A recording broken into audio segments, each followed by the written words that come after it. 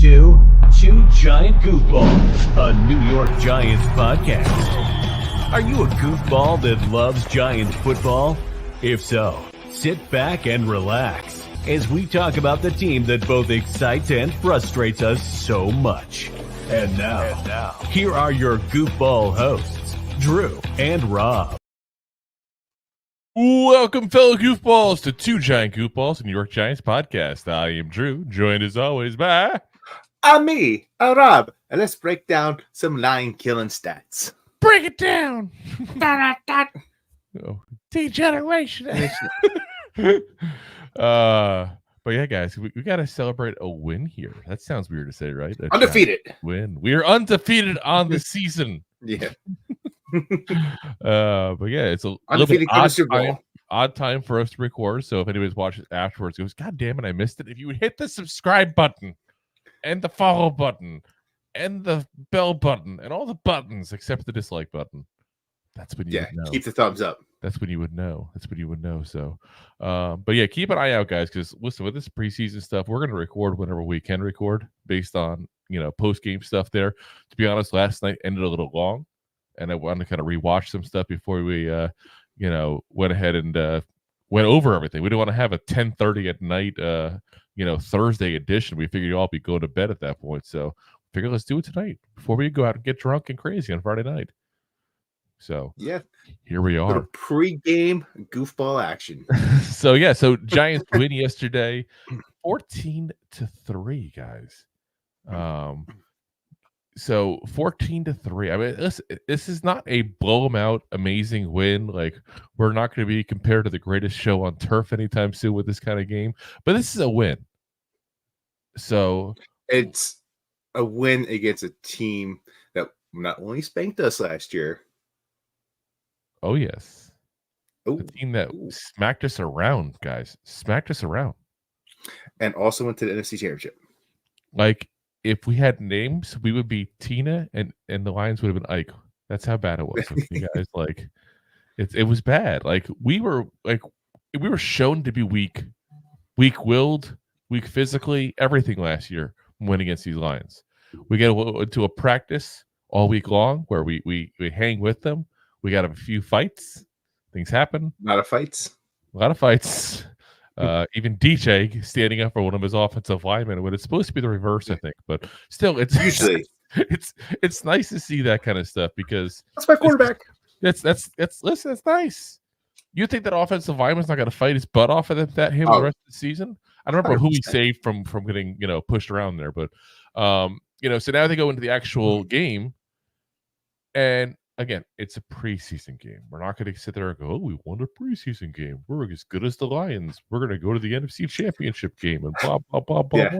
Like, we're not going to get into that. Like, if that's what you guys are looking for, that kind of homer attitude, that's not going to be us. Yeah, that's called jumping the gun. Yeah, we're going to give you the realistic part. A win is a win. And any given Sunday. It helps, or Thursday. It helps build confidence in the team. There's nothing bad about it. On top of that, the Lions are supposed to be, again, every year things change, but based on what they did last year and based on their offseason, the Lions are supposed to be one of the best teams in the NFC this year, guys. And I know it's backups versus backups, but what's been one of the biggest issues this team has had for years now, guys? Depth. Backups. Depth. Our backups just hung with the Lions' backups. Supposed to be one of the best rosters in the NFC. Which didn't really start starters last year. We did. Yeah. We didn't hang. We didn't start starters last year. We didn't remember the offense got that one later on. One drive. So I mean, you're not going to see starters really play when you have joint practices because you've already seen the starters play the starters all week long. Like, there's no need for it at this point, except for appeasing the fans. Of course. We would have liked it a little bit. Just saying. Just would have liked to see them a little bit there. But yeah, guys, it's a good win. It's a solid win, and we're going to take it all day long. So let's get into some of the winners and losers last night there, because that's the big thing. It's in the end, it doesn't matter as much what the team does as a whole, which sounds very weird to say, and we'll change that obviously entirely in a couple weeks. But in the preseason, it doesn't matter. What matters is what individuals do that you're looking at going, is this a real legit giant? Is this somebody who should stay in the roster? How does the depth look at this position, that kind of stuff here. So, we got to start off, of course, with the stars of the show, the three-headed monster, the running backs there, the backup running backs. Obviously, anybody doesn't think that motor Devin Singletary is going to be the starter is just kidding themselves. He's the starter. He's going to be, there's no doubt about it. Clear number one. But guys, the last couple of years we've had Saquon Barkley. I can't believe we're still talking about him on the show, but Saquon Barkley, who was a workhorse. Like, he got 95% of the snaps, it felt like, last year. I mean, I look at the exact numbers, but it might have been 96. It was pretty much the only time you heard about a backup playing is when he was hurt. Exactly, which is quite often, but that's a whole separate time. But it's like, we have a different system this year. This is not going to be like that. Like, Singletary is not going to be Saquon, guys. If that's what you're hoping for, thinking is going to happen, you're crazy. A, he's not as talented, and B, there's not many running backs that get that kind of system like Saquon enjoyed, of being able to go ahead and go in every single time like that. So, we gotta have to look at the backups, and the backups are going to matter. So, let's take here. So we got backup running backs. Dante Miller, that's the guy who got the most carries here. Turbo, go for it, Robin. I'm gonna do it. It's turbo time. So 12 rushes, 63 yards. That's a 5.25 yards per carry average for those keeping score at home there. 2 catches for 7 yards as well. So we got a little bit involved in the passing game. Now, he was at the very end, guys, when the game was pretty much over, just winding the clock down. That's why he had 12 rushes at that point there. And this is a guy that we've been talked about. Rob and I are pretty big fans of him, obviously, with the backstory of everything with him there. The guy's been out of football now for basically 2 years, so he's extremely rusty. There's definitely some issues there with getting that rust off. And he still looked very good. Again, we're talking like he's playing the backups of the backups. Like, I don't want to oversell this guy.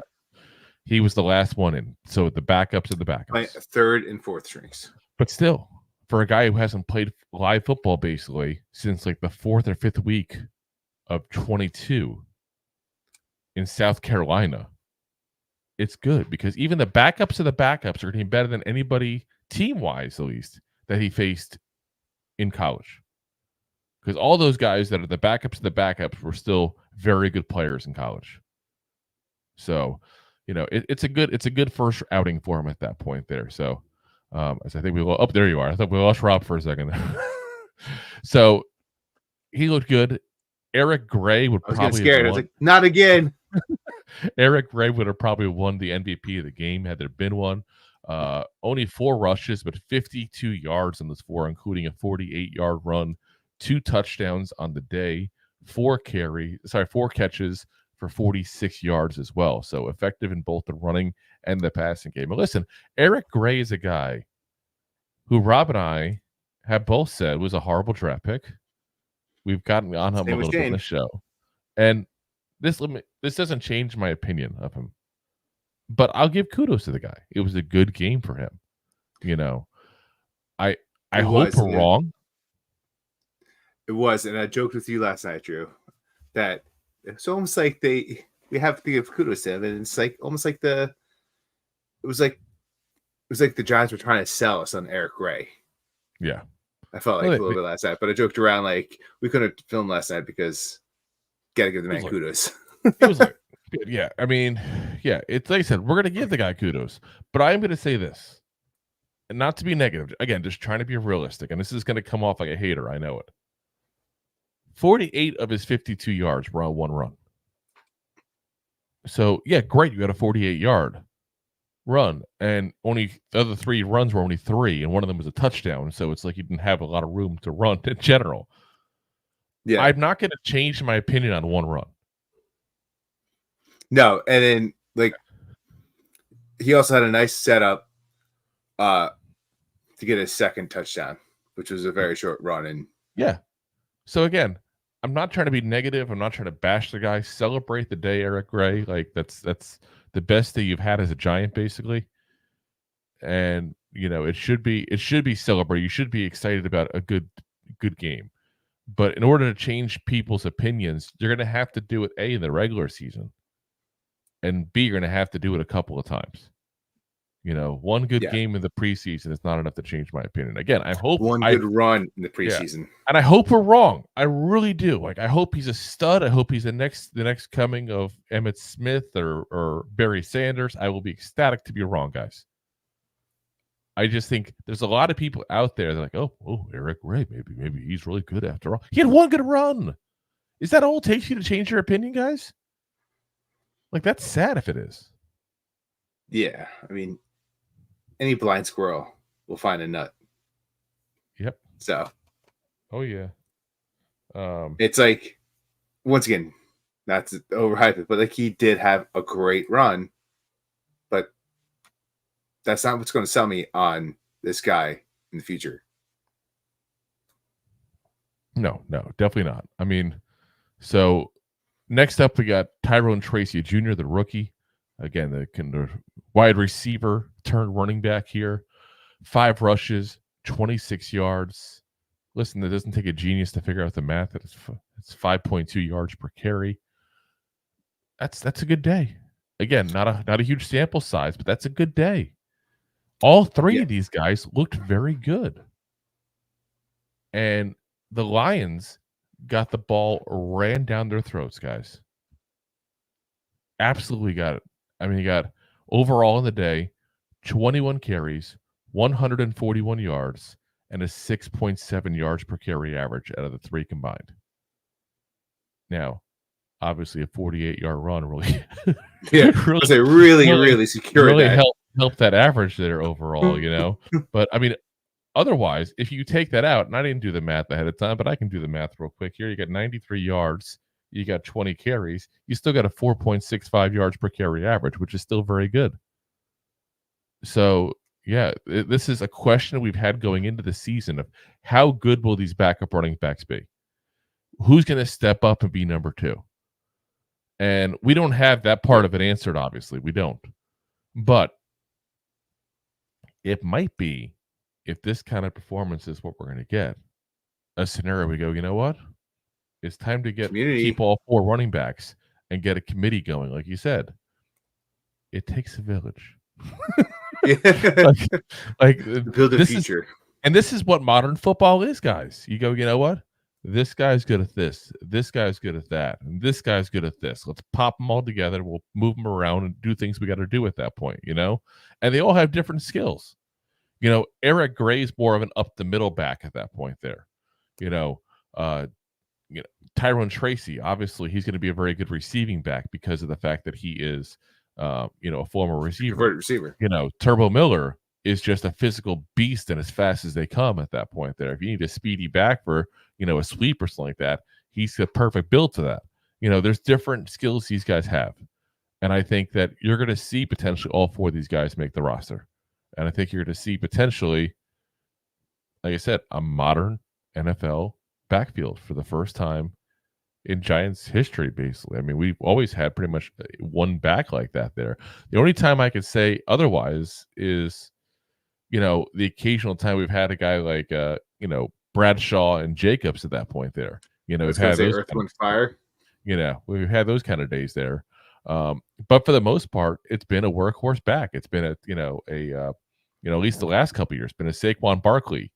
It's been a Tiki 100%. Barber. It's been a Rodney Hampton. Like, that's been most of the last 30 years in Giants history here, So good to see that the Giants go into more of a modern system. And hopefully the success continues. Yeah. All right. Next winner we got. And this guy won big last night, guys. Big. And that's Dyontae Johnson, who, unfortunately, this is the craziest sounds. It's not even that good of a picture of him. There's not a lot of pictures online of him still. I was kind of shocked by that. Like, why aren't we showing all this guy crushed it last night? There should be pictures everywhere of this. 4 tackles, a sack, and 2 tackles for loss. Now, keep in mind, he didn't play the whole game. They're saying 4 tackles. Who cares? He didn't play the whole game, guys. This was the guy that small sample size. undrafted rookie free agent last year, comes with pretty much no fanfare whatsoever, and kind of sit quietly in the roster on the practice squad last year, and gets a chance this year now to show what he's learned over the past year with an NFL coaching staff. And there's been buzz all training camp on this guy. Absolutely been buzz. And there's been talks about the fact that he might even be, I don't want to say beating out, but competing with Micah McFadden for that linebacker 2 spot. That's how good his training camp has been. And he comes in and he proves that point. Absolutely proves that point that he belongs on that field. Now, I'm not saying he belongs on a starting lineup in the NFL yet. Again, it's one game. I'm not saying he's going to be a great player in the NFL yet, but he's proving that this is a guy who should potentially be on this roster for this season. And if he continues with these kind of performances, he's going to be on this roster, guys. I'm telling you that right now. He's already ahead of guys like Darian Beavers and all on this roster. So, this guy has a chance to make that roster. He stood out point blank when he was there. And that's all you can ask as a guy going into a preseason game is stand out, make your case, and make it very public. So, definitely, he did that very well. Definitely a winner last night. We have another winner. Oh, yes. The winner himself. Tommy DeVito. Tommy DeVito. Now, this was not a massive passing attack kind of game, guys. Give you a fair warning on that. Like, there's no good passing stats for the Giants in this game at all. There's no passing stats good for anybody in this game. I should say either side of the ball, really. But if you're comparing, and we'll get to Drew Lock's days later on here, but when you compare the days, Tommy DeVito definitely looked better than Drew Lock. 8 of 15 on the day, 92 yards. Again, nothing to go, oh my God, this guy's amazing. We're not making that kind of crazy case there. But he looked better. Here's a guy who's been talking about, do we keep him as a QB3 or not? You could make the case that, hell, maybe he's QB2. And I don't want to overreact, because that's a little crazy to do after one preseason game where you did 92 yards. But it's not overreacting to sit there and say, in this game, he looked better than Drew Lock. And now Drew Lock is injured. Again, we'll get to that later on. So it's hard to do that comparison going forward. He's making the case to stay on this roster, guys. Again, just like Dyontae Johnson, we talked about it a minute ago. He's making the best of the preseason opportunity he has at that point. Be nice if he threw a little more yards. Be nice if he threw some touchdowns. But that wasn't the game plan. The game plan was to run the ball down the throats of the Lions. And that's what we did. You can't blame the guy for the game plan. So, Tommy DeVito, definitely one of the winners from last night's performance. We got one more winner, guys. One more. Before we get to the losers. If you're not first place, you're last. Probably the biggest winner overall last night, guys. The defense. The Lions, and again, it's the backups, I know. But the Lions come in with a reputation of being one of the best offenses in the league last year. The defense for the Giants just absolutely stuffed this team. Again, Goff didn't play. Amon-Ra St. Brown didn't play. All these players didn't play. But it's still impressive anytime a defense stuffs a team like this one did. Just 3 points. 3 points. That's it. They held the Lions to 0 for 4 on fourth down attempts, guys. 0 for 4. Yeah, and that 3 points came very early in this game. So it's... Yes, it did. You get the points up there and stuffed.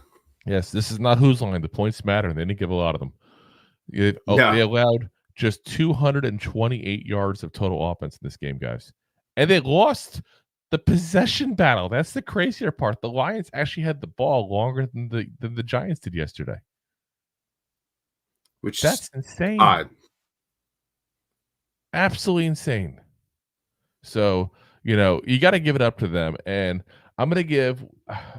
I thought about having this guy on the winning list, but I'm going to give a little shout out to him because I didn't think he did quite enough to get on the winners. There's a lot of people had one or two good plays we could have put, but you got to give a little shout out to Tyler Nubin, who steps into this game after being injured most of camp. People thought he kind of waltzed into a starting position, and instead Dane Belton's had a good camp, and he's technically the starter for right now. And Nubin just comes in and makes his presence felt. I mean, I'm sure you all seen the one video where he literally knocked into an offensive lineman and pushed him right on back. He's given up a good 100 pounds in this guy almost here at this point and just knocks him right on back. Like, this kid comes in like a freaking missile in the run game. Absolute missile. Came in like a freight train. Came in like a wrecking ball, according to Miley Cyrus. We already know he's good in coverage, and at least in college. We'll see what he does in the pros. He was very good in coverage, very good at getting interceptions, and here he is showing the ability to go ahead and help in the run game, take on a blocker that's much bigger than him, and win. Like this, that's impressive, guys. So I was definitely impressed with the little bit we got to see of him overall there at that point. But like I said, I was just impressed by that defense as a whole. Does this mean I think they can shut down the starters of the Lions like that? No. But that's not be silly. Let's not get ahead of ourselves. Yeah, but you're playing who you play, and all you can do is put up a good performance against who you're playing. That's it. Yeah.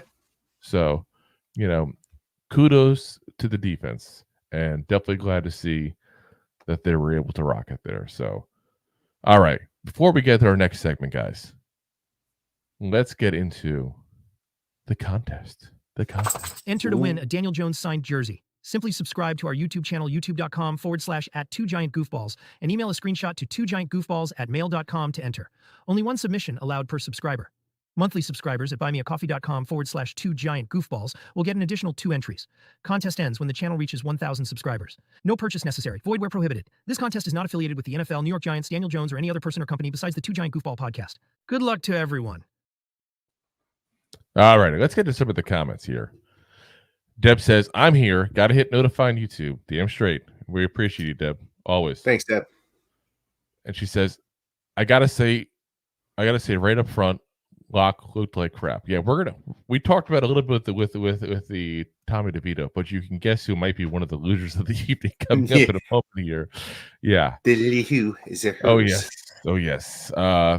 Chris, what's up? It says, hey guys, loved the game last night. Let's go. Hells yeah. Like I said, anytime we get to win like that, I'm all for it there. He also says, Nubin taking out lineman, smash mouth football. I love that. 100%. And this smash mouth football, I mean, it's not like you're a rock star, get your game on, let's go. But it's like, it's old school Giants football. When you got a guy that just runs up to the line and says, I don't give a damn that you got 100 pounds on me. I'm going to make you feel this. Oh, he did. He knocked his boat hay back. Exactly. It's Newton's laws of physics in motion there. Yeah. Newton's law. Deb says also, I think there's another win is the new O-line coach. They looked much better as a group. Good communication. It looked good in the running game. I'll say that. And that's I was torn on a little bit on that. And we're going to talk about one of the offensive linemen here in a minute specifically that didn't look so good. But the issues I had overall was the fact that, we gave up a couple sacks. And definitely the quarterbacks were on the run. But in the running game specifically, which we were good, which is weird because if you look at everybody talking, including us, we've talked about the fact that, pass rush. Oh, we talked about the fact that Runyon is very good against the pass, not so good against the run. JMS also is better known for his pass blocking than his run blocking. Jermaine Illuminor is decent at both, but better at pass blocking. We're set up to block for the pass. And I think we definitely run blocked better than we pass blocked in this game, which is a little interesting. Does that mean the backups are better at run blocking than they are pass blocking? Was it that they have a really good backup, defensive line there and pass rush in the Lions? I don't know which way to take that. Yeah. But I definitely think that, like I said, they look great in the run game. You don't get 100 and, what is it? The stats now I have down here, 141 yards on the ground with a crappy offensive line. But again, you got quarterbacks running for their lives a little bit there again, especially in the beginning. So, in fact, one of them needed to run a little faster, apparently, and avoid getting hit. But we'll get to that in a minute there as well. All right, Capitan says, "Hey, salute, fellas. Raph in the building. What's up, Raph, man? The Raph. All righty. Let's get into the who is your hers of this.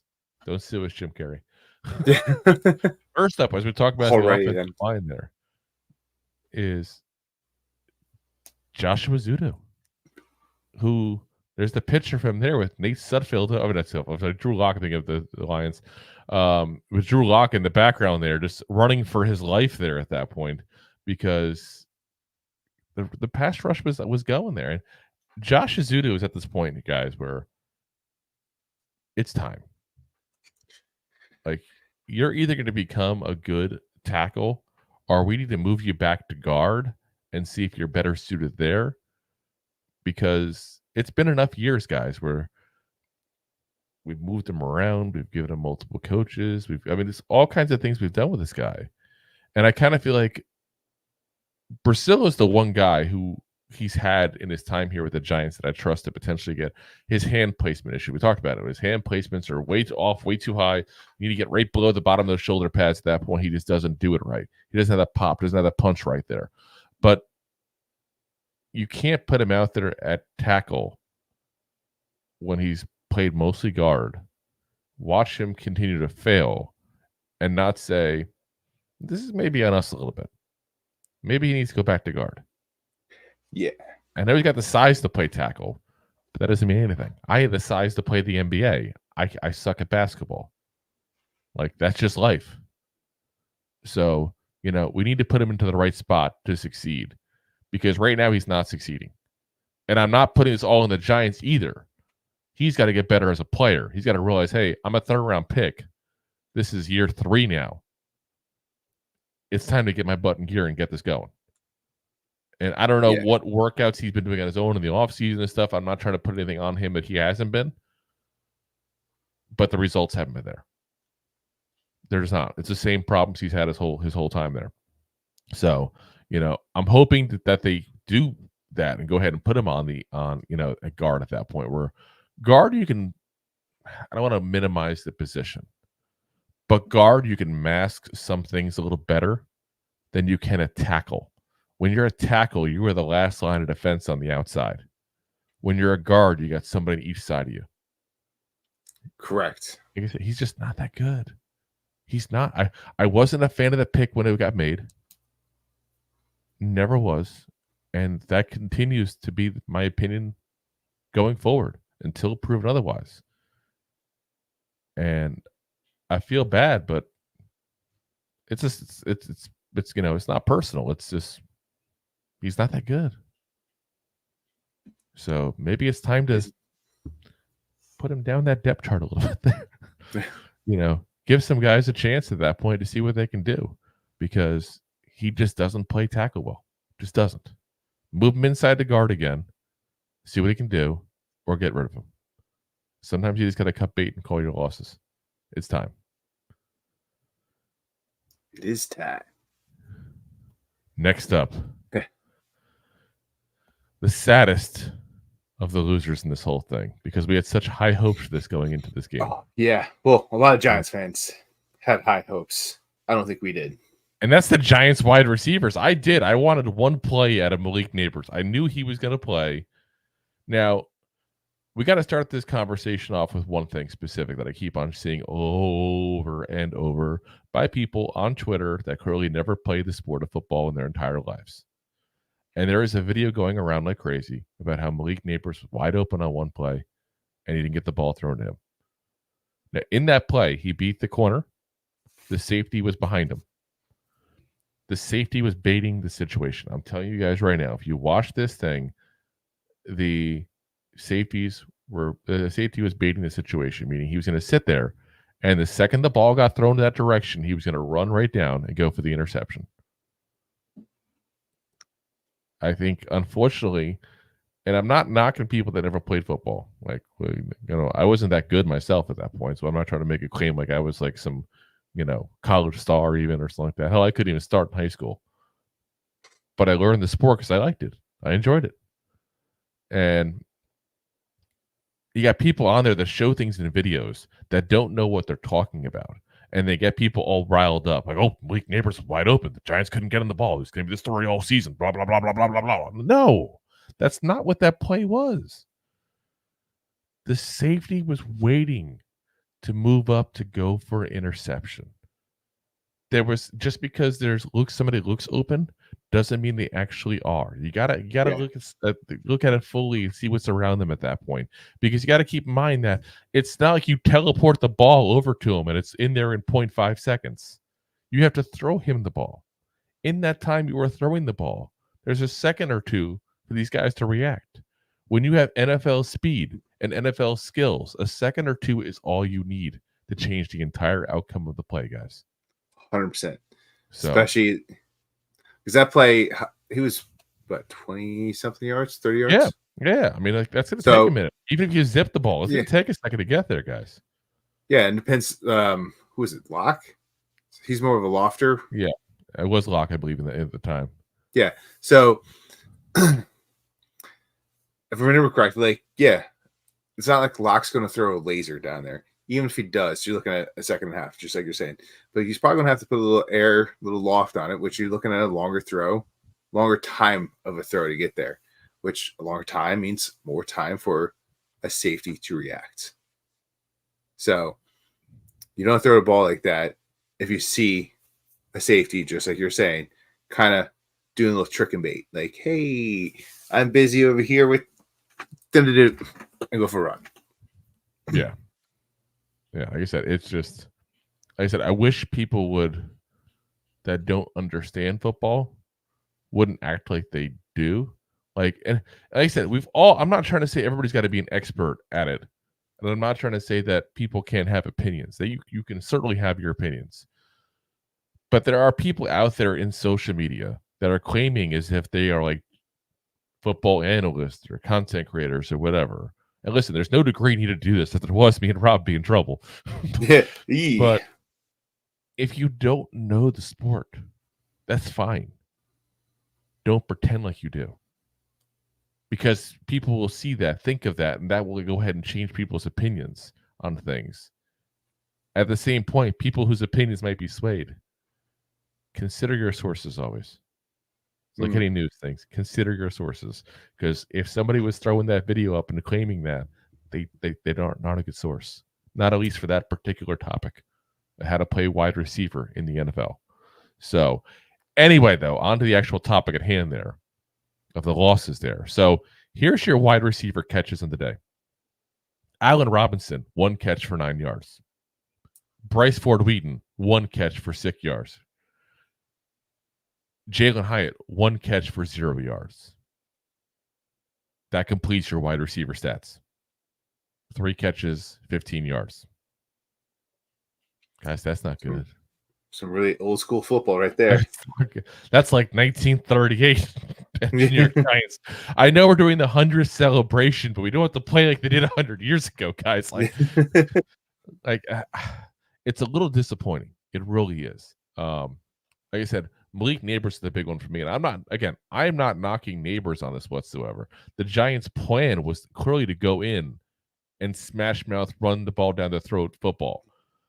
I would have loved to see him get some actual routes in at that point there and give him a chance. And listen, the Giants messed up a chance for the Giants fans at that point to get excited about seeing the first plays of Malik Neighbors. It's a home game. I understand it's preseason and the regular season what matters and blah, blah, blah. Don't get me wrong. But if you're a Giants marketing person, let's say you're the VP of marketing for the New York Giants, like, you want the hype to continue to build up about this kid. Because as John Mara put so well during Hard Knocks, Saquon was the face of this franchise. Here we go, talking Saquon again. Saquon was the face of this franchise, and we lost that face. We need a new face. It's like face off.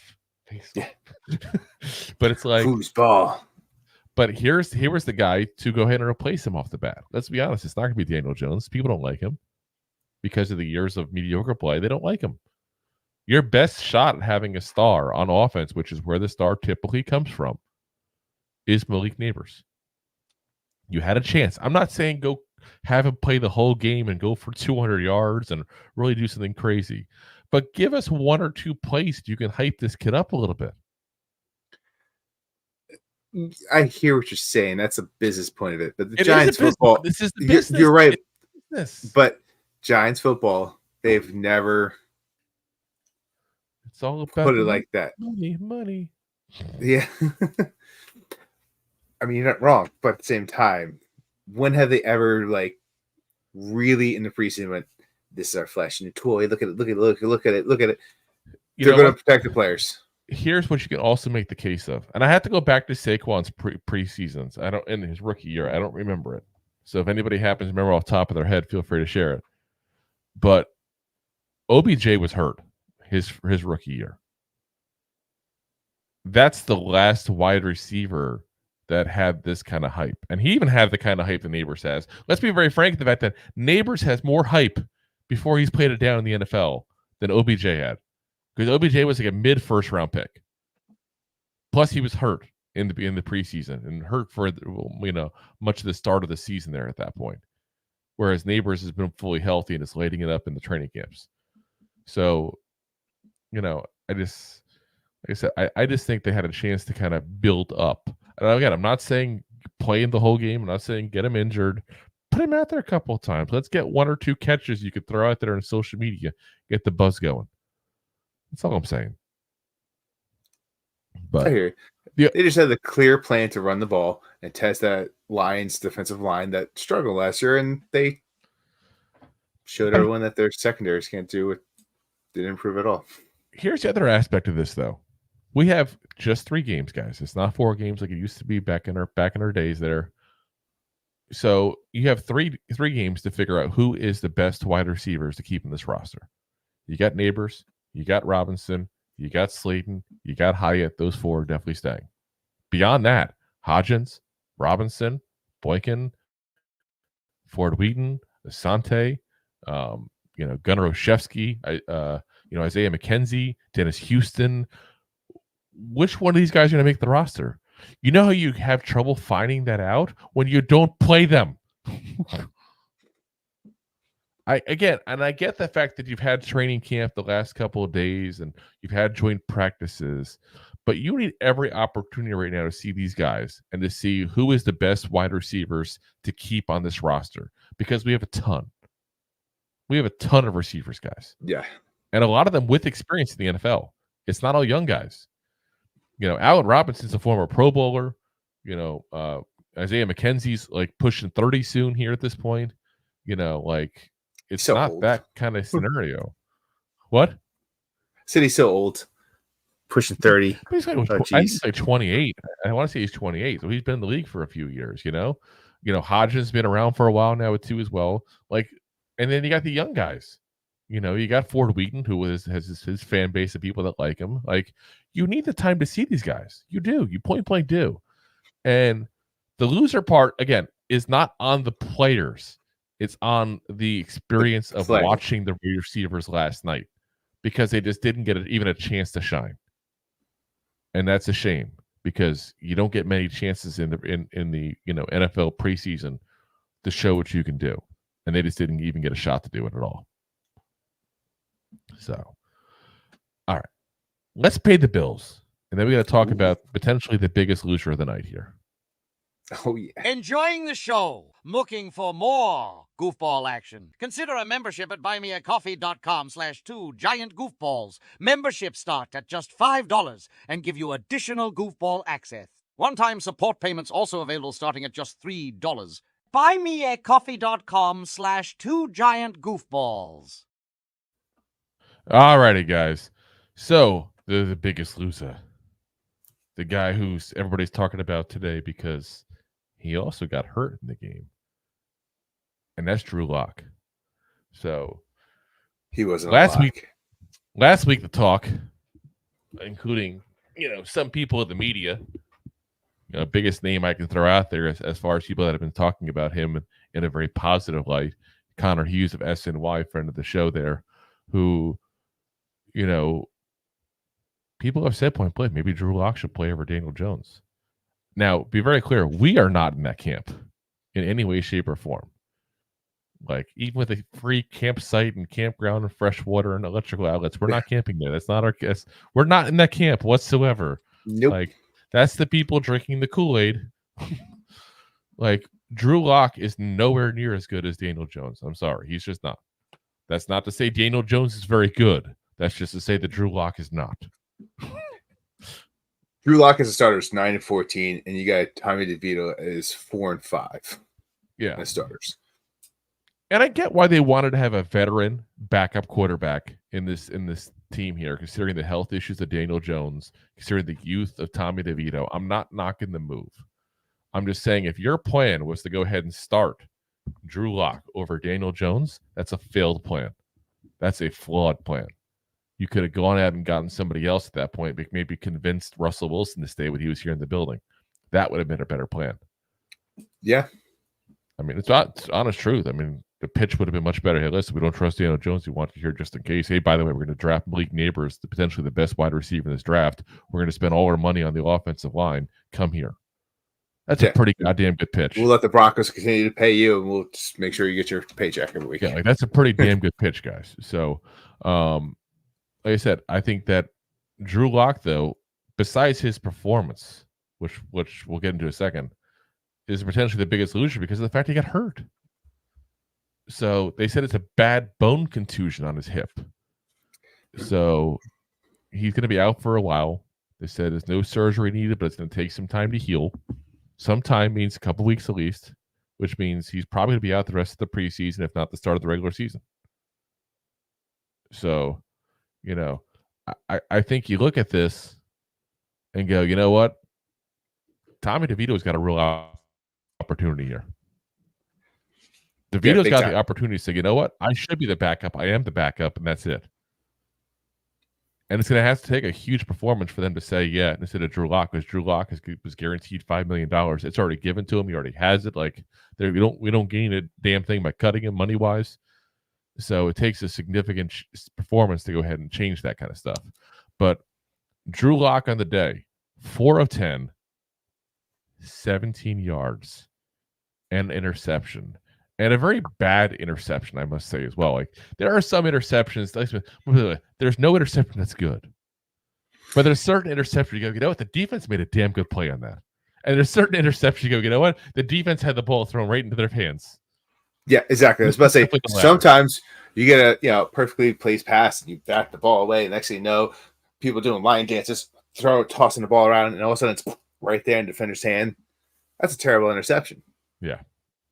Sometimes you throw it at the numbers of the wrong player. Yeah. Sometimes you forget what color your team plays for. Exactly. Is that a white jersey? Is that a blue? There's sweat in my eye. What's going on? Yeah, I mean, and that's what happens. So, now Drew Lock is going to have to sit in the sideline for a few weeks after the only performance he has in the preseason potentially is this horrible day. He's going to see Tommy DeVito get a chance to continue doing his thing. And again, Tommy DeVito is not going to be a starter in this league. I think he could be a backup. I really do. I think he could be a decent backup quarterback in this league. It's probably where his lane is. But then on top of that, if you're Drew Lock, you got to wonder, are they going to bring somebody else in now that he's hurt? And if they bring someone in and that person plays well and looks good in, camp and the rest of the way and stuff like that, the Giants go, you know what? I hate to eat $5 million, but I'd rather eat $5 million than make the bad decision of keeping this guy on the roster when I got two people that are better. 100%. You're going to have to be like, cut off that $5 million. Let's go. Yeah.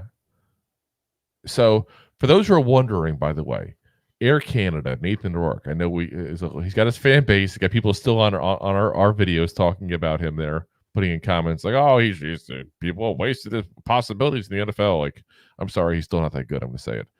But anyway, he got signed already by the Falcons, so he's not coming back. So it becomes a matter of what the Giants want to do at the quarterback position. There's not like there's great quarterbacks, still around. There's really not.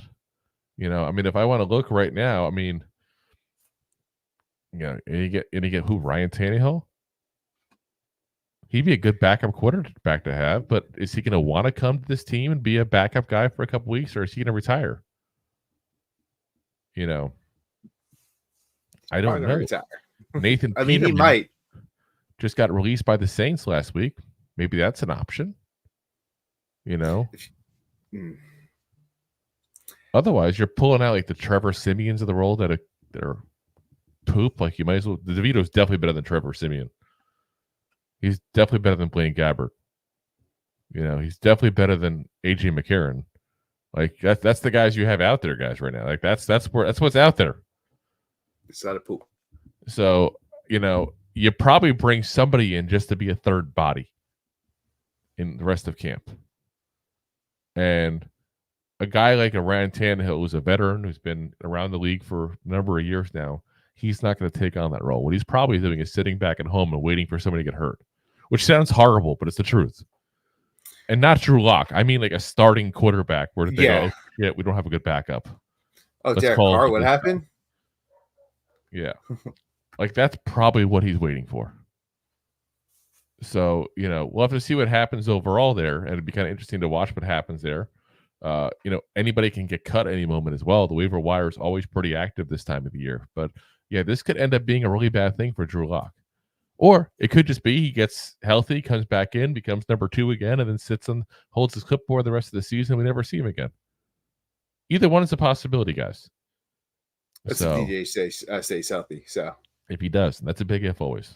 It's a big if always, and that's why you got to talk about it, because this is one of those things where you look at this and go, this could be important because DJ can't stay healthy.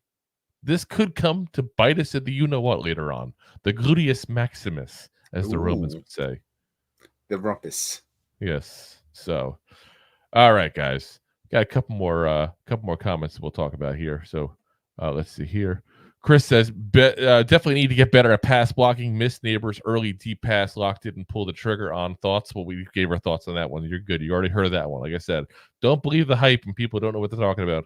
Trust me, he was not as open as you might have thought. They're looking at it quick on the tape there. He also says running backs look very good. Receivers, oh well, it's preseason. Yeah, like I said, I don't think it's as much on the receivers as it is the game plan.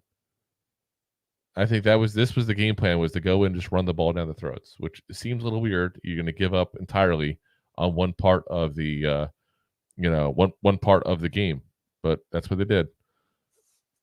Tim says, I would prefer Locke as Jones's backup over DeVito. You might not have that option. We'll find out.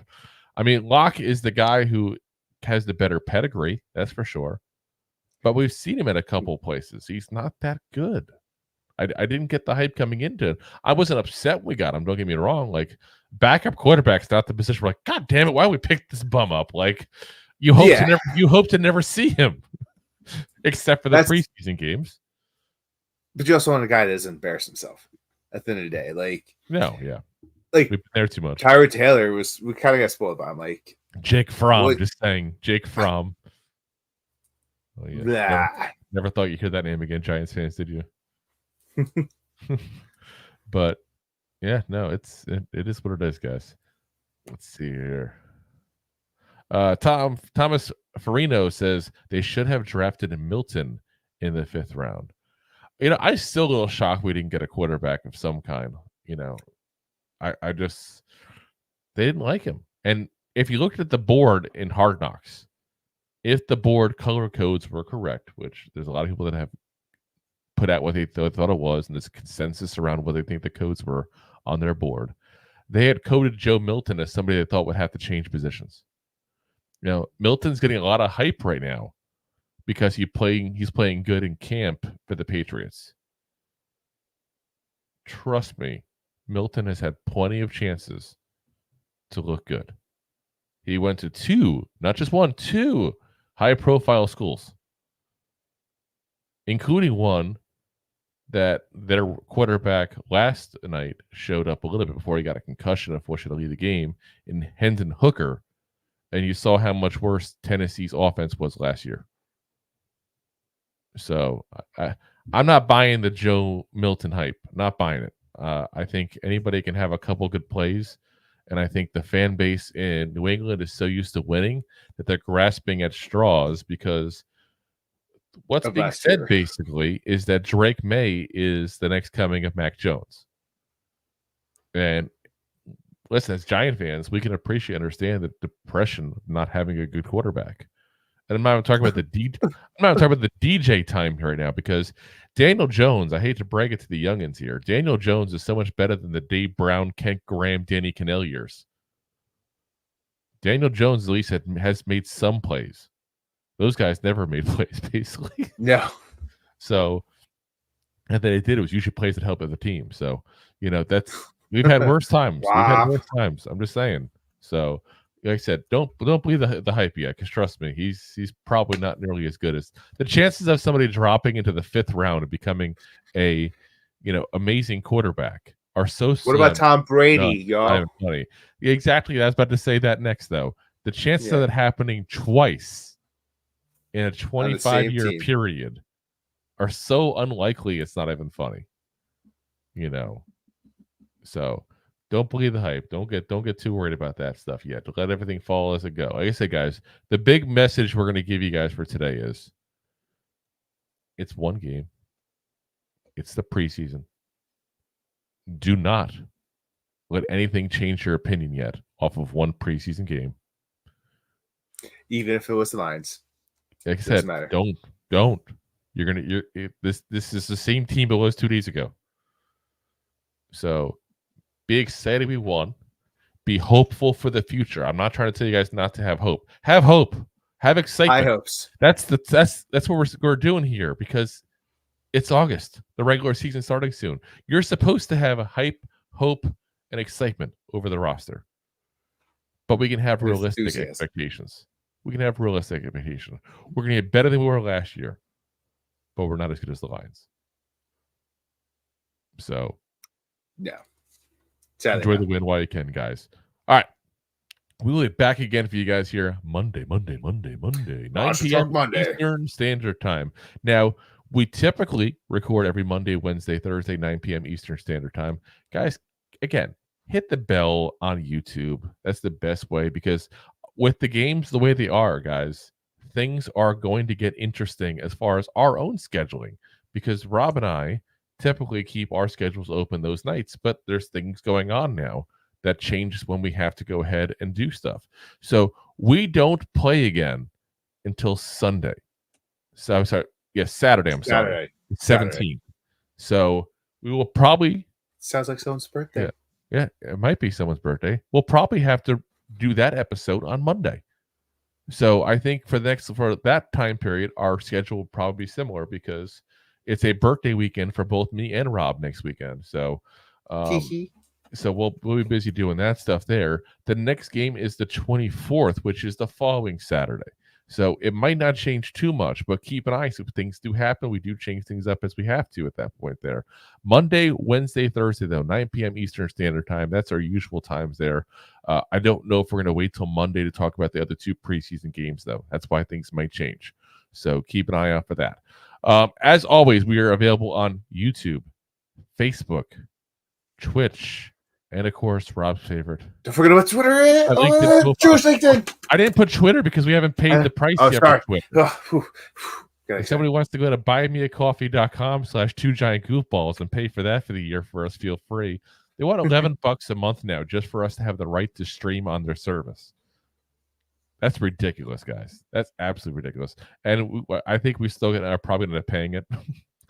Because probably. I know some people used to watch us on Twitter, and a couple people have commented on what happened. So, but yeah, if anybody wants to go to buymeacoffee.com/2giantgoofballs and pay for that, feel free.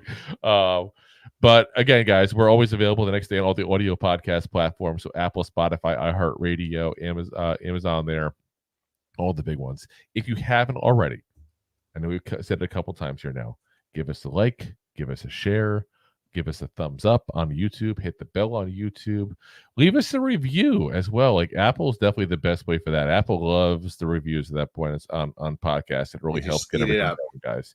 So again, guys, we appreciate you guys listening in and watching in, whichever you're doing, depending on which in you're in. And it's always Giant fans. Go G-Man! G-Man! G-Man! Thanks for listening to Two Giant Goofballs, a New York Giants podcast. We appreciate your support. Thanks so much. Please, I'm begging you. Please subscribe.